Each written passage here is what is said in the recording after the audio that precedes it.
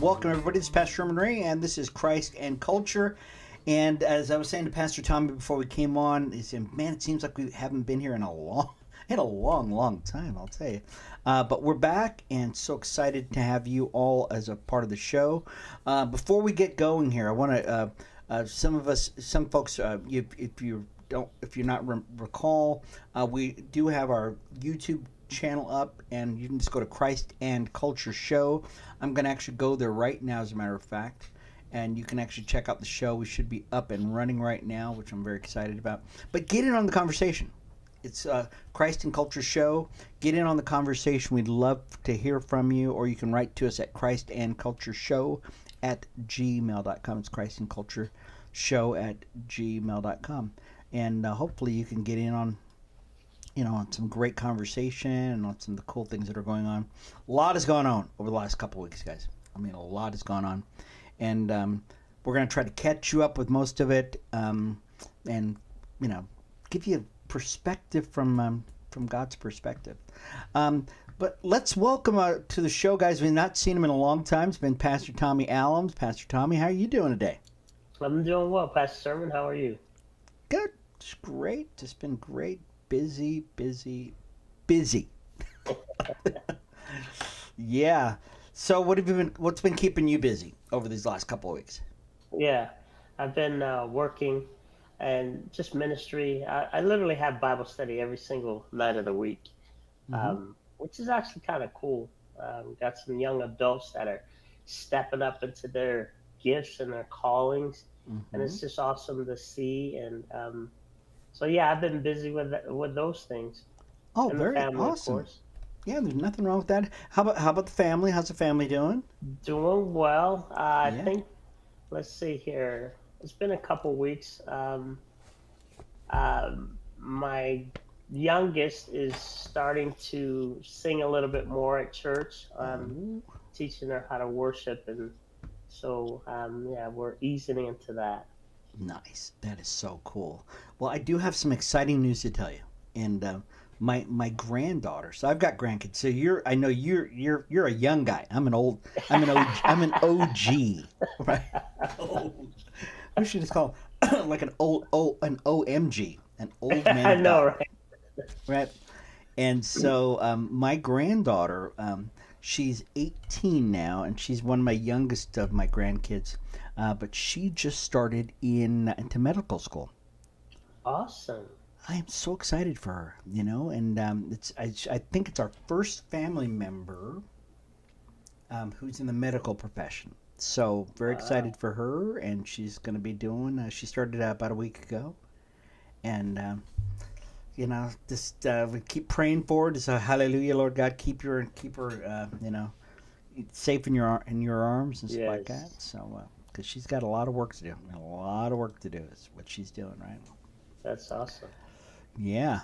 Well, and so I just want to remind everybody, once again, if you're just first time you're watching the show, definitely leave us a note on our YouTube channel. And we're going to try to do this even more on Facebook. We're going to try to be a little more interactive on Facebook, because generally we just post it on Facebook.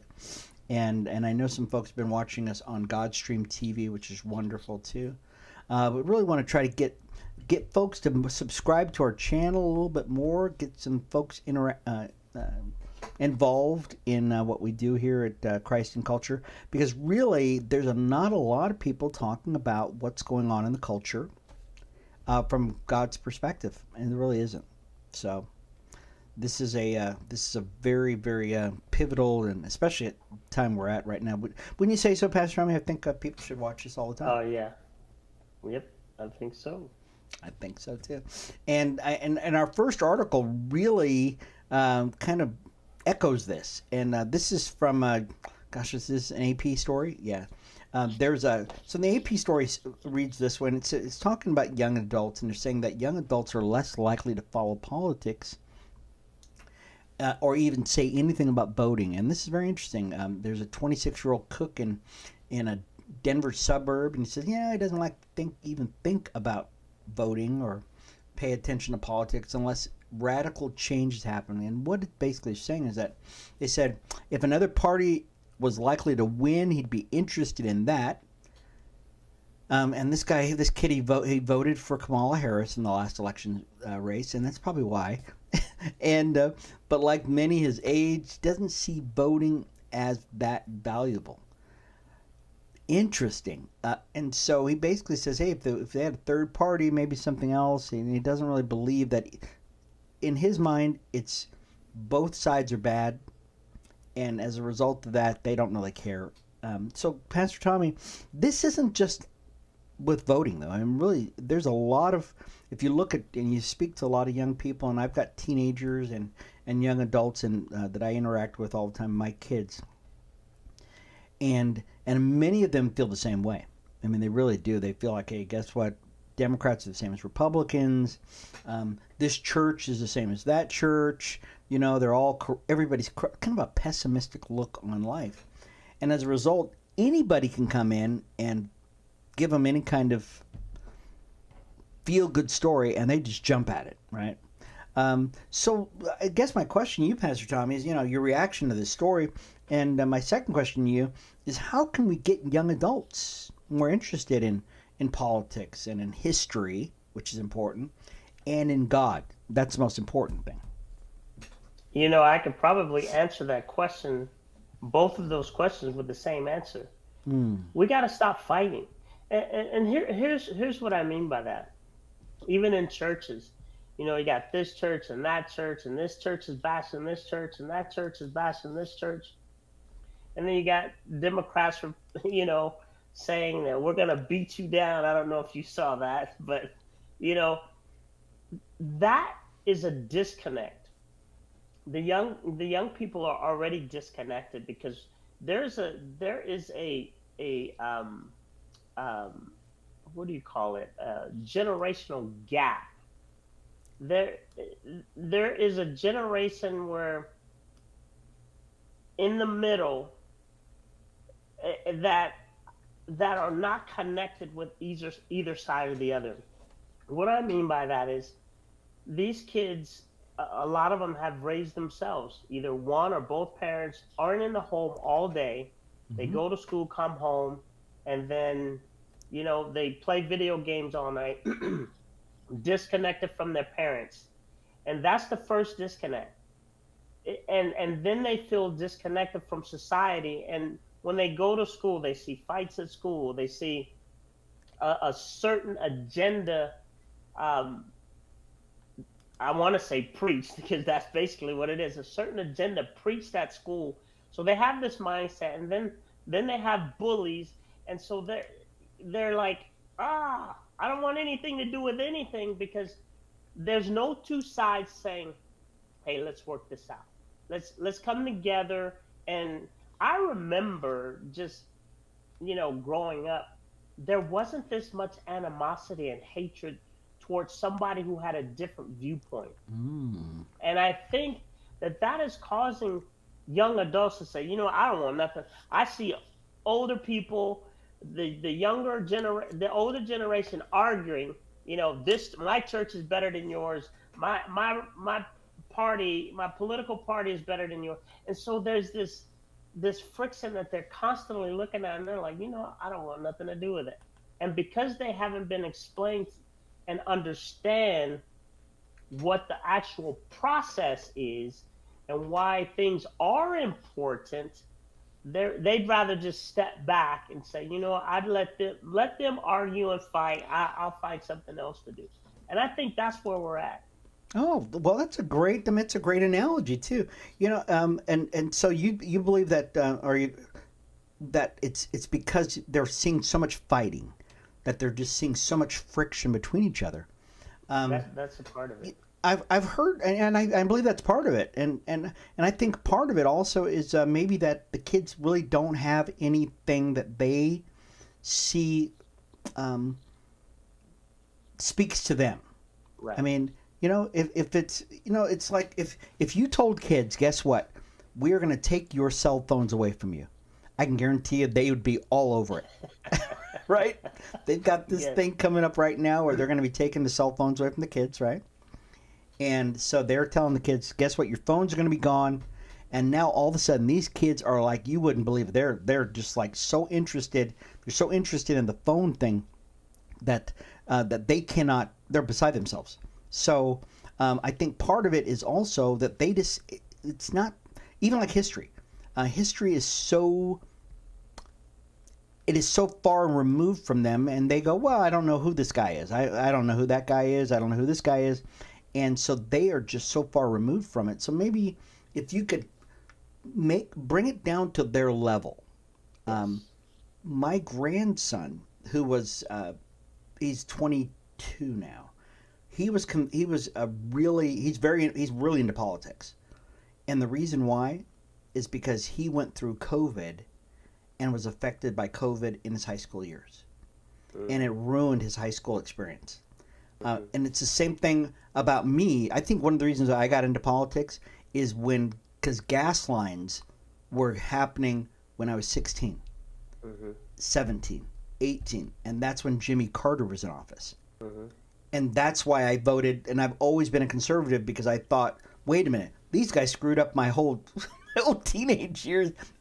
I'm very passionate about it because I'm always, these guys are, and so maybe that's part of it also. So what do you think of that? No, yeah, and I was gonna say too that the second part would be, not to have a long-winded answer, but the second part would be, they don't have anything to relate to. You know, like you just pointed out, take away their cell phones. And here's another thing that I was blessed with as a kid growing up in public school. I had good teachers. I had teachers that knew how to capture attention and teach with passion, you know, history. I didn't care about history until I had a history teacher that cared about history. You know what I mean? And so it was like exciting to hear about something that happened, because one of the things he says, you don't know where you're going unless you know where you've been. And the way he put it, it made me go, whoa, wait a minute. Okay, that makes sense. You can't get somewhere unless you leave somewhere or know where you've been. So I think we got to have some teachers that are not there. Well, they're definitely not there for the paycheck. I can tell you that. But well, and I think that, you know, unfortunately, we've got teachers now, and like I said, I work at a school. And I'm going to say this, I can be very confident about this. The majority of the teachers that I know are very conscientious folks. They want to be there. They know what they're doing, and now they're working around a system that is not good. Okay, so it's not like they don't have good intentions. But then there are those teachers. They're in there for the paycheck. You know, they're not going to come in early. They're not going to stay late. They're not going to do anything extra for their kids. They're basically saying, hey, you're just a number kid, and I could do without you. I was not raised with those kind of teachers. I wasn't either. My teachers really did care. As a matter of fact, I had a third grade teacher, Miss Clark. I know her. I loved her. She was my mom's best friend. So she cared about me. You know what I mean? And so I think you're right. You got to have teachers that really care, and so maybe that's something. But here's the thing about it, and I know I'm being taking up a lot of time on this, but the reason why it is so important that kids understand history and they get into history is because they're going to be the next generation. I mean, they're going to be the next generation, and if they don't understand history, they don't understand politics, they're going to grow up with a warped sense of reality, and they're going to have people coming in that are going to basically just take their lunch, and they're not going to be able to understand why, who, what, when. I really did not get into politics until I was in high school, and I really wish I would have been into it a lot earlier than that. And so I would have been ready, you know what I mean? Instead of listening to Earth, Wind, and Fire, you know. That was me. Right? Earth, Wind, and Fire. I wish I'd have been more interested in what's going on in politics. But I did know this. Jimmy Carter was a terrible president. He just screwed up a lot of stuff, and I just did not like that. So, yeah.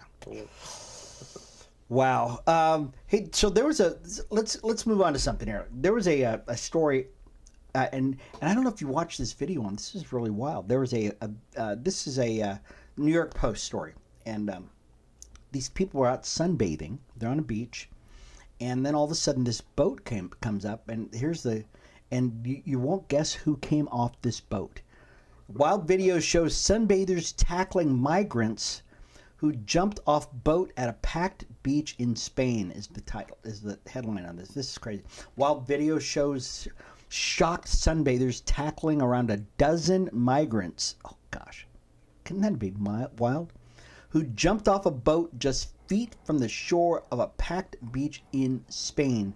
Footage shows a black motorboat pulling up to the shallows at Sotillo, I believe it is, or Sotillo Beach, in the Granada town of Castel de Ferro on Sunday afternoon. Several migrants believed to be North African diving into the sea fully clothed. This has got to be a scene. This is almost like so the police went after them, and then the people on the beach went after these people. This is amazing. So these people knew that these people shouldn't be there. Now over the last 4 years, we had about 20 million illegal aliens come into our country. 20 million plus. Do you think that this is going to be a trend in America too? Do you think that people in America are going to say, hey, that guy next to me over here, I know that guy's not straight off the boat here. What do you think? Yeah, I do see that happening. I saw a video in, I want to say Santa Monica or Palisades, somewhere. It was last year I saw a video. Same scenario, yeah, in California. And it happened. I kind of chuckled when I saw it. Maybe they need President Trump over there for their president too. But but yeah, I do see people, once we get a handle on this, I do see people, stepping up and tackling people and saying, hey, we're not going to stand for this. So you really think that people are going to actually go and they're going to say, hey, guess what? That my next door neighbor, they just moved in, but you know what? Those folks they're illegals. I know they are. You think you're going to see people, go and turn people in? You think so? Yeah, I think so. But you know why? Because we over the last 4 years specifically, we have created a society of tattletales. And here's what I mean by that. HOAs have sent out letters to people. Hey, if you see this, call this number. And it's happening. You see something, say something. That's subliminal, So now you work in the housing industry too. So is that something that you've seen, or is it something that's a trend? Yes. Maybe? Yeah, it is, because I've never seen it before. I was a hotel, an HOA president before, and we didn't have anything like that. And so now I'm seeing this. I'm like, wow, this is crazy. That is Tell crazy. on your neighbors. Yeah, I cannot imagine that. This would be crazy. I was at school, and so so even though I've been out of school for over the summer, we still are. I'm never not there. I mean, we still have to go in because we're moving into a new school, so we have to go there every week or something like that to make sure everything got over to the new school, that kind of thing. And so we have this thing called Gear Up, and Gear Up is when the parents come in, new kids, and they register their kids, and and so I was there because I teach one of the clubs after school, a couple times a week. And so hundreds of kids come in, parents and stuff like that. And there were a lot of kids there who were speaking for their parents. Because their parents, these were not like, so the reason why they were speaking for their parents, the parents didn't speak English. And I'm thinking to myself, so why don't you speak English, Mom, Dad? And why is your child speaking for you? And I can almost guarantee you that these people were probably illegals, and they're probably just thinking, "Hey, we're gonna chance it and see what happens." Yeah, you have younger kids too. I've been to many different countries, and wherever I go, I try to learn some of the language. I'm not Hmm. gonna go to another country Yeah, and expect people to speak my language. And now, if that was a grandparent, I can understand that, right? sure. But Yeah. these are younger kids that you have, what, 10, 11, 12 years old? My kids are teenagers, so yeah, so they're Okay, 12 third. to 14ish. So So still, their parents can't be no more than thir- 35 at the 30, most, yeah, 30, right? 35, yeah. And so these are young people, and but no, we didn't have any of the older folks, like you said. Usually you have like that nana, that Yep, yep, papa. yep. You know, been here a long time. I'm not speaking no English, but this, yeah, this is. I'm really so. I guess my next question, you, Pastor Tommy, is: do you think that you're going to see a an exodus of people? I mean, people not sending their kids to school at all because they're afraid that immigration is going to show up at their school. Yeah, it's already happening in some areas. Maybe not Mm. here. More so probably in red states. Hmm. um, but because everybody wants to be comfortable in a blue state. Oh, don't worry about it. We're gonna fight for you. We're gonna resist for you. If this happens, then just do this and close your door and don't say anything. Because Yeah. Yeah.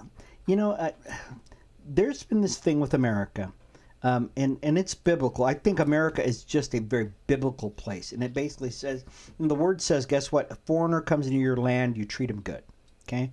Even if they're here illegally, you treat them decently, and we've had a relationship here in America with people in South America, no, normally near the border, and we don't say anything, you don't say anything, everybody's fine, okay? And it's been going on for generations upon generations, until it got to a point where you had one political party who thought, "Hey, we need to get more of these people in because we want more power," and or they need from what they're saying is they're saying, "Oh no, we're just doing it because there's not enough Americans being born, so we have to replace these Americans."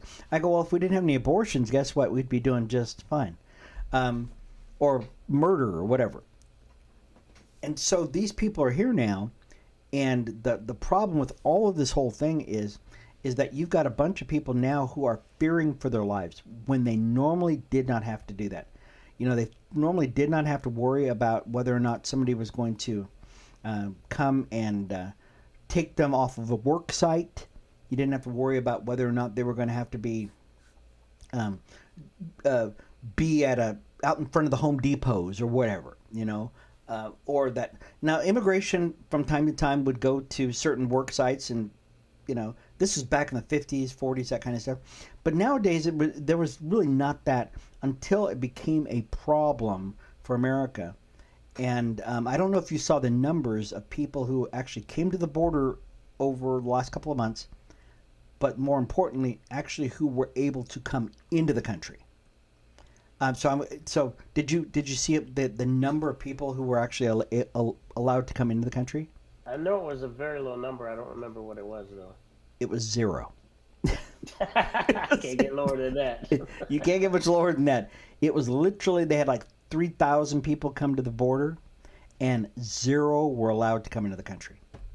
And now even the Trump. I just heard about this that the Trump administration, because they said the number one problem with immigration are people with visa overstays. So they come into the country on a visa. Hey, I'm going to be here for a couple of weeks. They never go home. And so now what they're going to do is they're going to charge them, and I don't know if it's going to be an executive order or what. $15,000 for a visa to get into the United States. And if you leave on the time you're supposed to leave, you get your money back. You don't, they're coming looking for you, and we're keeping your money. We're keeping your money. So I mean, what do you think about that? Well, yeah, there has to be some kind of punishment. There is punishment now because I've known people who have overstayed their visas. I know one guy who got a 10-year ban, and I Mm, know another guy who can't ever come back to this country because he wow. overstayed. So there are things in place, but people just expected that they would never get caught, or never called on the carpet. But you start putting money up as a fine, people think twice about it. Yeah. Well, let's just hope that these folks. I hope it's something that will actually work. I really do. For those of you you're just joining the show right now, folks, I'm Pastor Sherman, and my partner in crime, Pastor Tommy, is here, and this is Christ and Culture show. We come to you once a week, and we haven't been here on last couple of weeks, but we come to you generally once a week on Tuesday, and we talk about the culture, what's going on in the culture and stuff like that. So you can actually go on our YouTube channel at Christ and Culture Show and get in on the conversation. We'd love to have you be a part of the conversation. Or you can just write to us. Just write to us at Christ and Culture Show at gmail.com. We would love to have you in on the conversation and hear what you're doing. But here's the most important thing. Subscribe to the channel, guys. Subscribe to the channel. That way, every time we have the show up, because I know a lot of people, they go, "No, I didn't get to see the show," and you can actually solve that by just subscribing, and then every time we see the show's up, you'll actually get to check it out. Amen. So there was a story, Pastor Tommy, and this is from the Times of Israel, and this was dated August 5th, so it was a couple days ago, and so. I don't know if you knew about this, Pastor Tom, and this is pretty big. That there's a war, of course. There's a war in the Middle East. It seems like it's always a never-ending war. But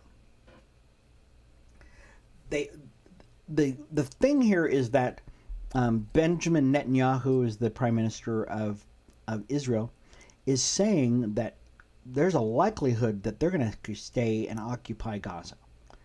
And this is big. I mean, I'm sure the people in Gaza are going, what do you mean? But so here's my question to you, Pastor Tommy. One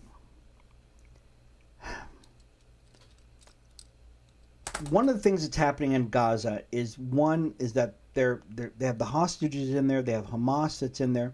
They also have the hostages, which it doesn't look like Hamas is going to let go anytime soon. They're still using them as pawns. But every time they send food shipments over to Gaza, that food sits in corners or it goes to Hamas. Hamas has got plenty of food, but the people don't have the food. And now Israel is being looked at as the bad guy in this whole thing, that, hey, you're not giving these people food. And they're going, well, wait a minute. We're in war with them. Number two is, we are sending food to them. And number three, it's the Hamas that's not giving you. So we're going to stay here until this is all done. So I guess, is it just me, Pastor Tommy? But when you go to war with somebody, are you supposed to provide them with food? And, maybe luxury box seats to the Knicks games? Or, is it just me? Only if you're Israel. It's only Israel. I'm telling you. I don't see any other opportunity for Israel other than, if this is what I would do. And I don't have all the details, but I would say, look, if you don't release the hostages, we're going to occupy 100%. If you kill the hostages, we're going to occupy 100%. Take it or leave it. That's what I would do. I think that's reasonable, because I think so too. I just don't get it. I just don't get it. We've got yes, and now they're saying, oh, Israel, you should supply them with food. Under what article of war is your opposition supposed to supply you with food? They're supposed to take your land. They're supposed to take all your resources. They're supposed to take everything you want, or leave you high and dry. You do whatever the heck you want to do. But I'm not supposed to feed you after this whole thing is done. And so Israel's looked at as a bad guy. And so I'm thinking Israel's doing actually a really good job on this whole thing. Oh, I do too. Yeah. So they've got some issues. They've got some issues that they're dealing with here in this whole thing. But how important is it for Israel to keep troops in Gaza? How important is it for them? Oh, it's very important for their safety, for their what's the what's the word I'm looking for? Because as long if they don't Uh-oh. Oh, keep talking. I think you're... See if you're... Hang on one second there, Pastor Tommy. You're going in and out here, so I'm going to try to... Oh, yeah. I'm going to wait just one more second, and then we'll see if we can get you back in here, Pastor Tommy. All right. I'm going to try to bring Pastor Tommy back on here in just a second, because he just kind of went out on us here, and I'm going to talk just a little bit while we're trying to... Got some technical difficulties on Pastor Tommy's end. Pastor Tommy, are you back yet?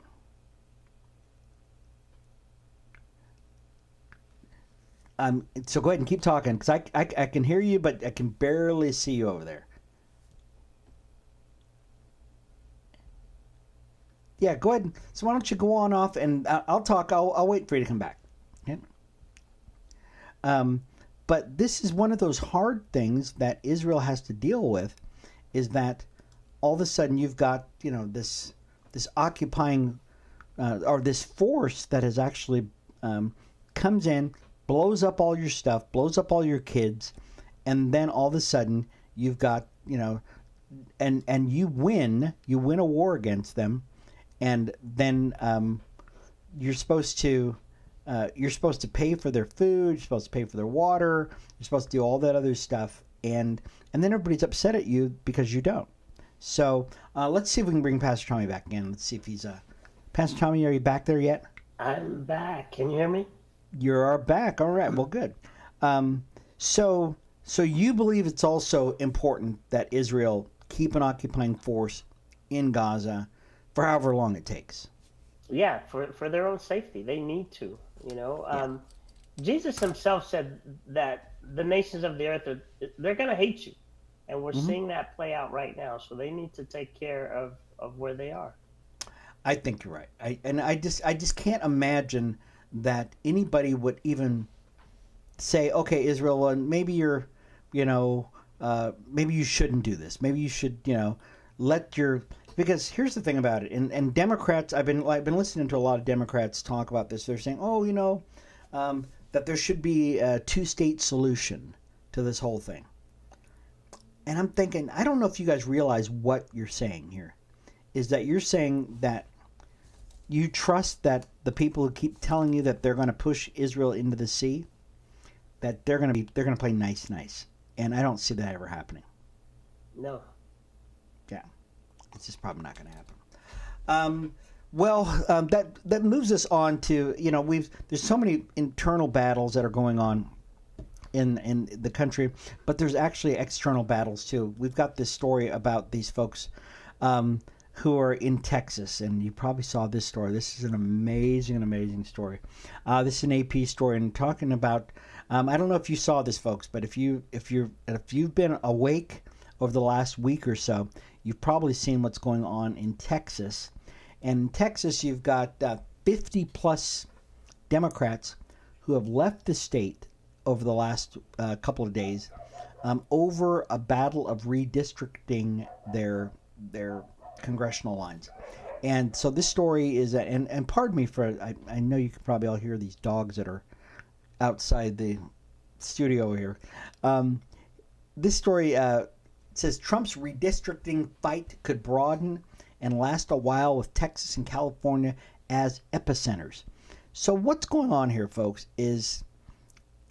so I'll read the first part of it, and then we can talk about it. This is out of Austin, Texas. The two most populous states, California and Texas, are grappling for political advantage ahead of the 2026 election, setting up a national proxy war as Democrats and Republicans vie for control of Congress in the latter half of Donald Trump's second presidency. And this is where the rubber hits the road.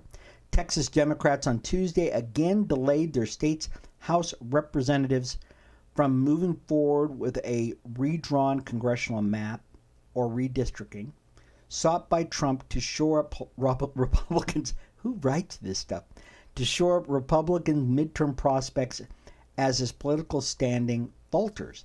Okay, so here's this. Reading articles from any news source is like listening to Chat GPT, because it's always going to get some kind of slant on it. Here's what's going on in Texas, folks. Texas, like a lot of states, had an influx of people come into their state, and they're redrawing the district lines so that the people in those areas, the districts that they're in, represent who they are politically. This is no different than any place else in the country. Texas just happened over the last couple of years, just happened to get a boatload of people. Normally when this happens is they do it every 10 years. So every 10 years they normally do it. But over the last 4 years, we got 20 million people into the country. Texas got a bunch of people. New York got a bunch of people. California. We got a bunch of people here in Nevada. And so Texas said, hey, we're going to redraw these lines because we got a lot of Hispanics who voted Republican. And so they're redrawing these district lines. Well, the Democrats go, nope, you're gerrymandering. And as a result, they call it gerrymandering. And they said, no, you can't do that. So we're leaving the state and we're not going to allow you to have a quorum or enough people to vote. And so we're going to delay this vote. They did the exact same thing just a couple of years ago, where they didn't like what was going to happen in the state. And so they left again. And they delayed a vote for like 50 days last time. And they're doing it again this time. The difference is this time is that the governor is saying, okay, I'm going to fine you $500 a day. And now they're saying that they're going to arrest these guys. And it's getting really convoluted, this whole thing about these Democrats. So Pastor Tommy, do you think that the Democrats are even what kind of advantage are they going to, do they think they're going to get as a result of them leaving the state and delaying a vote that's probably going to happen anyways? You just said it. They're only delaying. They are not disrupting anything. They're only delaying it. They're just throwing tantrums. I don't get it. When I used to think when I was a kid that grown people were grown, but not everybody who's grown is actually grown, and we get to see that play out right in front of us. Yeah, it seems to me Democrats are, and here's the thing about it, is that if you or I decide we're not going to go to work because we're mad about something, guess what's going to happen to us? Yep. We're done. Okay? Yep. Democrats were hired by the people of Texas to represent them, to not go off to Aruba, not to go off to, and they're in Illinois of all places. I've been hearing stories about this all day long.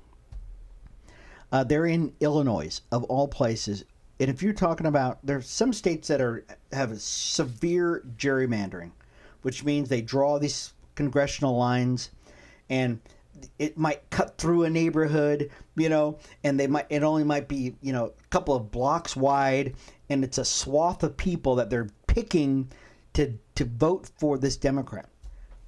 Or it doesn't or the number of people in that congressional district do not represent the will of the people. And one of those was, I believe it was in someplace up the north, where President Trump got 40% of the vote.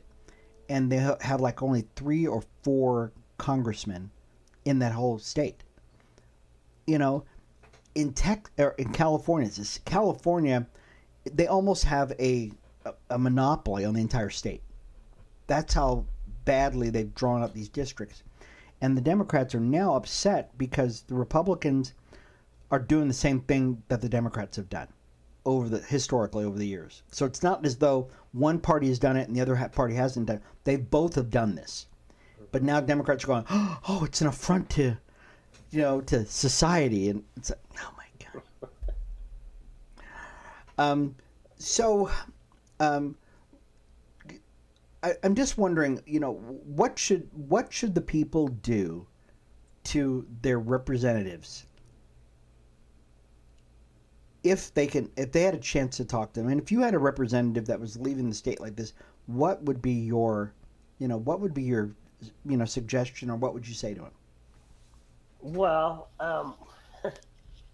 that's kind of hard to say because here's why. Because we're dealing with people that don't think like we do. Mm-hmm. So the people that they represent think like them. So they're cheering them on. Yeah, don't come back. So, but to answer your question, I would say, hey, listen, we voted for you. It's only right for you to do what we voted you to do. You Mm-hmm. can't run. You can't hide. That just stand up and be an adult. We can't win everything. Um, just do it or step down. Or step down. I think what's going to happen, based upon what I've been watching about, is that um, the governor of the state, who is an attorney, he was a judge. He's fining the people, like I said, $500 a day. Number two is that they're saying that these people were paid to leave the state. So and they said that that's actually bribery. So that's a felony in the state of Texas. So they were paid to do this, and so some of this litigation states that they cannot use their campaign money. They can't have anybody else help them. It's got to come out of their pocket. $500 a day, and they're saying people are out there raising money off of this whole thing. So you can imagine you've got some congressmen out there raising money on, when he's out of the state. Now he's saying basically that they can actually remove them Friday. They're saying Friday they're going to start proceedings for them to be taken out because they've basically abandoned their positions. And so they're saying that they're going to actually call for special elections. They're going to actually get rid of these people because they're supposed to be doing what they're supposed to be doing, like you said. They're not supposed to be, taking off and saying we're not going to show up anymore. So this is going to be very interesting. And really, I'll tell you, I think I'm trying to think of some biblical, truism that would actually fit in this. But here's the thing that in the Old Testament they talked about. This is what's going to happen if the people elect people who don't look for God's influence and God's ways and things. That these things are going to happen. That these people are not going to be upright and upstanding people. Okay, and this is why they got it. This is why we're in the trouble we're in right now, is because of these people. We've got a related story. This is a Breitbart story, and they're talking about this lawfare that we talked about this. I think the last time we were on, we were talking about this. That during the Biden administration, or actually during the last half of the Obama administration, when they were having the 2016 election for President Trump and Hillary Clinton, that they started this whole lawfare thing. And the whole reason why, many of you heard about Russia, this whole Russia conspiracy thing. And that was a huge web of deceit, lies, subterfuge, sleight of hand. And because the Democrats and even the Russians believed that Hillary Clinton was going to win the election. And they said it was just a foregone conclusion. And this article in Breitbart goes at length to tell you about the amount of jumping through hoops that Democrats had done in the Obama administration, FBI, lawyers, the Department of Justice, all these people had done to try to cripple the president or make it so that he was broke. Remember, at one point they sued President Trump, or they fined him $500 million. And they thought they were going to break this guy. And praise God, and this is how God works. God put in a man who was a billionaire and who had the ability to come up with hundreds of millions of dollars, unlike the people that worked for him. All these other people, they wilted like flowers. I mean, they just wilted because they just couldn't come up with the money, but Donald Trump didn't. So when I heard this story, so here's a question for you. Did you ever believe that this amount of lawfare that the president went through, that Mr. Trump at the time was a citizen and then president, and then a citizen again, did you ever think that it would ever get to this point in America where you had so much collusion within the State Department and the deep state, quote unquote, to stop one man from becoming president? I had an inkling because I mean anybody that was watching it play out just knew something wasn't right. There's obvious collusion, but to see how deep it is and how far it goes, yeah, it is kind of mind-boggling to hear the details that are coming out now about how far it went and who signed what paper, and all the way up to the top. The top, and I guess that's going to come out here pretty quick. But yeah, I'm a little taken aback that they would go this far for one man, and that they feel that threatened, to go that far for one man. Yeah. So why do you think that they actually were so fixated upon Donald Trump, though? I mean, I can understand you being upset and you wanting power, but they went to a lot of extremes here to get this one guy. Yeah, well, one of the things that he is known for is doing exactly what he says he's going to do. And I think that put fear in him. Just like the other day, he sends 2 nuclear subs over there and he said, hey, we got to take this guy seriously. And that's because that's how Trump thinks. He thinks that when I say it, I'm going to do it. So, if we got a potential enemy who says that they're going to do something, and you got a guy in charge that does exactly what he says, he's going to think the enemy's going to do exactly what he says. So, that's just it. I think that they know that he's a man of his word. He's going to do what he says, and I think that put some fear in him. I'm still taken aback. And it's funny because I've seen a lot of stuff, and you've seen a lot of stuff, and I think we've all we don't want to become jaded, like going, oh, nothing goes right, oh, it's just terrible, and everything else. Right. But the amount of evil that we see going on, the Bible talks about that our battle is not flesh and blood, right? And I remember years ago when I first saw this going on, the Lord had me draw this picture of what was going on, and it was of a puppet master, So, and he had these strings coming off his fingers, and he was just making everybody underneath him do his bidding.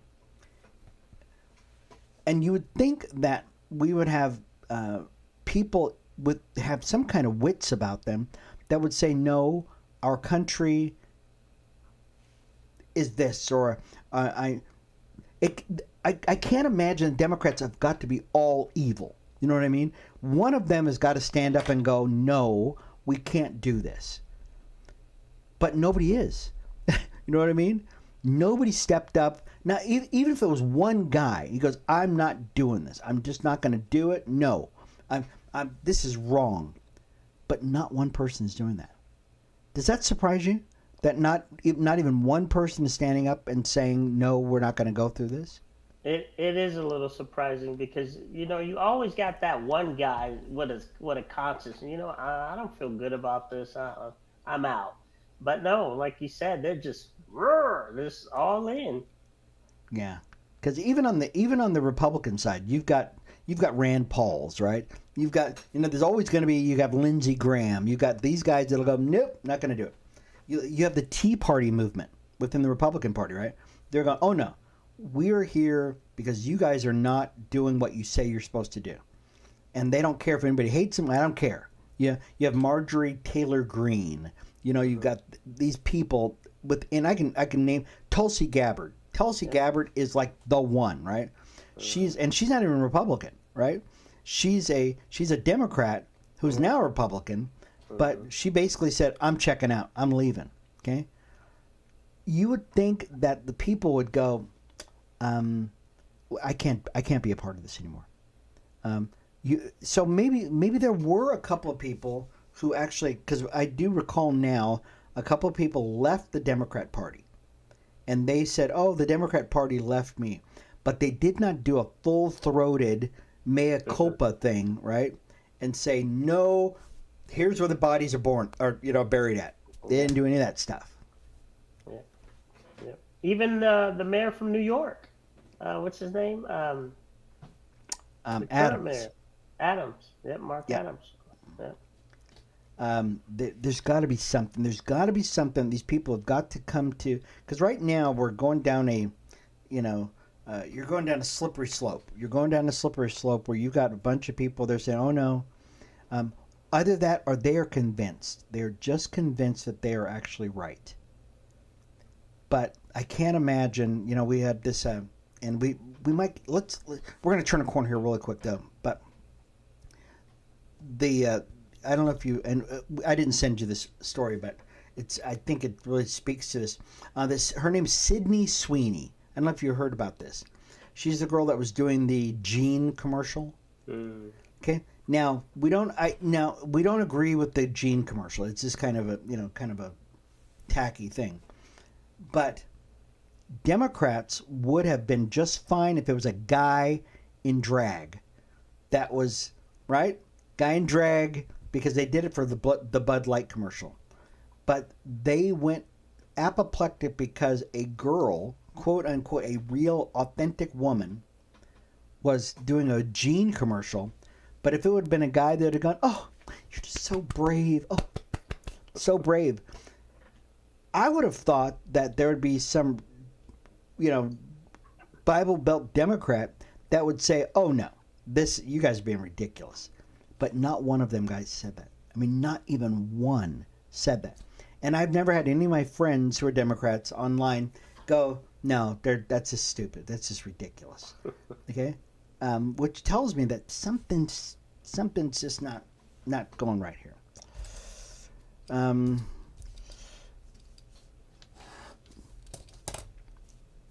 Let's So if you're just watching the show right now, folks, you just tuned in the show. I'm Pastor Sherman, this is Pastor Tommy, and this is Christ and Culture. I hope that you're enjoying the broadcast so far, and that if you'd like to get in on the conversation, just go ahead and write to us at christandcultureshow@gmail.com. It's christandcultureshow@gmail.com. We'd love to get you in on the conversation, because there's so much to talk about. There really is. Let's end on this on a higher note. Okay, on a higher note, because it's I don't know. Maybe it's not a higher note.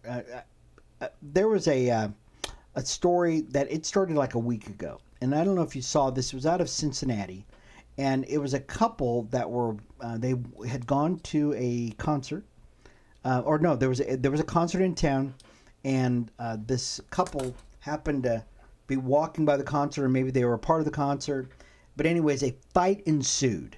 Okay, a fight ensued, and you see the video of it, and you see a bunch of black people beating up on a couple of white people. Okay, and this has probably gone on. It's probably one of the most infuriating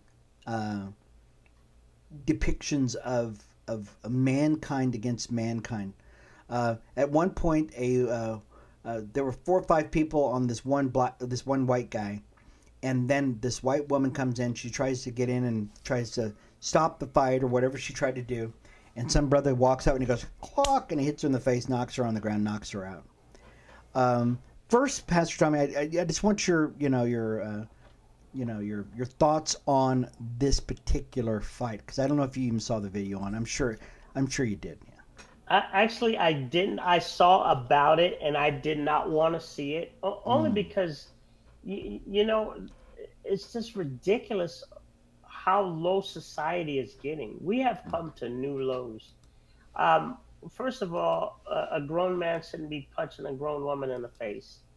Um, and there's no reason to fight. If somebody's walking by and they're not threatening your life, there's no reason to fight. I mean, but you're right. This is just getting ridiculous. It's out of hand. Yeah, it's only going to get worse. I don't think it's going to stop. I think it's going to get worse, just like Scripture tells us. Yeah, and like you said, I've been listening, and every time I see it come on TV, I turn it off because because it's being sensationalized. Yep. And now they're saying, "Oh, it's a racial thing." I go, "No, it's an evil thing." You know, all these folks went out, and the white guy was drunk, the black folks were drunk and in no mood to take anything from this white guy, and it was the perfect storm. And now you've got people.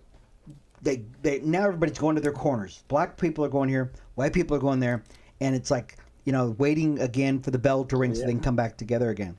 When it's an evil, it's a spiritual problem. Right. These folks were all out doing stuff they probably shouldn't have been doing anyways, right? Yep. And then they get in a fight, and then but the news people, guess what? It's a story. It's a story. Let's put it on TV. Yeah, fighting. Yes, it's got everything you want in it and more. Everybody's getting in on the conversation. I mean, everybody's getting in on the conversation. And instead of people saying, let's try to bring these people together. Let's try to bring cooler heads in this. Oh no, it's not even close to that. And that's the sickening part about it. It actually, on several occasions, I turned off because I heard commentators talking about it, and nobody was ever saying both sides were wrong. Oh no, they were just vilifying the one side. I go, well, guys, guess who started the fight? Right? The white guy started the fight. He just didn't read the room. Yeah. I mean, he didn't read the room. And like, hey, guess what? You do know there's like 20 black folks there that'll probably beat you up pretty quick. And it happened, and it just got ugly. So, but like you said, it is I think it's a commentary on the culture and where we are as people, where it's just this is butting heads instead of what the word says, that we should love each other, right?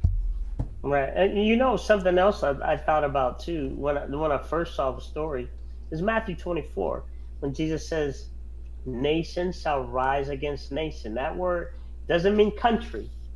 That the Greek word is ethnos, or ethnic. So white against black, black against Asians, white against whatever. And we're seeing that. That's why we have the Mexicans kind of rising up and saying, "Hey, don't deport our families," and they feel threatened. Even some of the ones that are from here feel threatened, and it's this division. We got to be careful that we don't.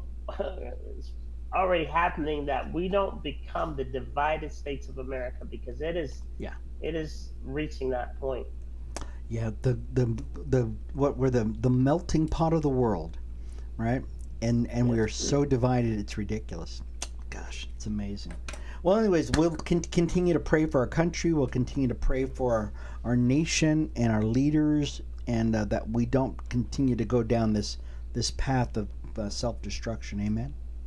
Amen. Pastor Tommy, it's so good talking to you again. I haven't talked to you in a while. We're going to definitely have to get together, because we were talking about that before we got on the show. Yes, definitely have to get together before it gets later. Amen? Yes. All right. We'll talk to you a little later, okay? All right, God bless. God bless you too. And thank you, folks, once again for being a part of the broadcast. We hope that you got something out of the show today, and that you write to us, subscribe to the channel, and look for us a little bit more on Facebook and on X, Instagram, where we're going to be putting more and more stuff out there about Christ and culture. It's been Pastor Sherman for Christ and Culture. Thank you once again for being a part of the broadcast, folks. We will see you again next week for more Christ and Culture. Guys, have a blessed day. Bye-bye.